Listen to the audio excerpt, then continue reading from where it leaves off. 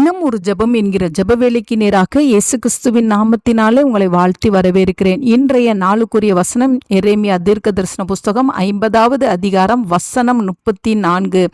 அவர்களுடைய மீட்பரோவெனில் வல்லமையுள்ளவர், சேனைகளின் கர்த்தர் என்பது அவருடைய நாமம். நாம் யாவரும் கண்களை மூடி தேவனை நோக்கி ஜெபிப்போம். எங்களை நேசிக்கிறதான நல்ல தகப்பனே, இந்த நாளுக்காக ஸ்தோத்திரம். கர்த்தர் கொடுத்த புதிய நாளுக்காக நன்றி அப்பா. உம்மை துதிக்கிறோம் ஆண்டவரே, உமக்கு ஸ்தோத்திரங்களை ஏறெடுக்கிறோம். இந்த கால வேளையில கர்த்தரை ஆண்டவரே மனதார போற்றி புகழுகிறோம் ஆண்டவரே. ஆமாண்டவரே, கர்த்தர் எங்களுக்கு கொடுத்த வார்த்தையின்படி எங்களுடைய மீட்பரோவெனில் ஆண்டவரே நீர் வல்லமையுள்ள தேவன் ஆண்டவரே, அதற்காக ஸ்தோத்திரம். சேனைகளின் கர்த்தர் என்பது உம்முடைய நாமம் ஆண்டவரே.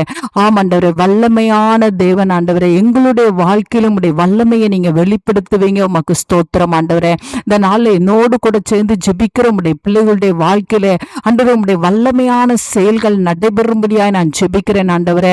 ஒருவேளை வாசல்கள் அடைபட்டு இருக்கலாம். செங்கடலை திறந்த தேவன் உம்முடைய பிள்ளைகளுக்காக வாசல்களை கத்த திறக்கும்படியாய் ஜெபிக்கிறேன். பிரச்சனைகள் யோர்தானை போல குவிந்து வரலாம் ஆண்டவரே.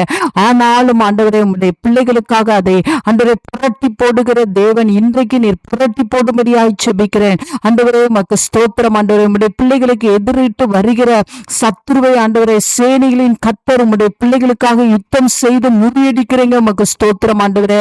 ஆண்டவரே, வல்லமை உடையவர், மகிமையானவைகளை செய்கிறீங்க ஆண்டவரே. தேவரே சகலத்தையும் செய்ய வல்லமை உள்ளவர் அப்பா. நீ செய்ய நினைத்தது தடைபடாது என்ற வார்த்தையின்படி உம்முடைய பிள்ளைகளுக்காக நீங்க செய்கிற நன்மைகள் ஒரு நாளும் தடைபடாது ஆண்டவரே. வல்லமை உடையவர் ஆண்டவரே. இன்றைக்கு உம்முடைய பிள்ளைகளுடைய வாழ்க்கையில வல்லமையான காரியங்களை நீர் வெளிப்படுத்தி சந்தோஷப்படுத்தும்படியாய் இயேசுவின் மூலம் ஜெபிக்கிறேன் நல்ல பிதாவே. ஆமேன், ஆமேன்.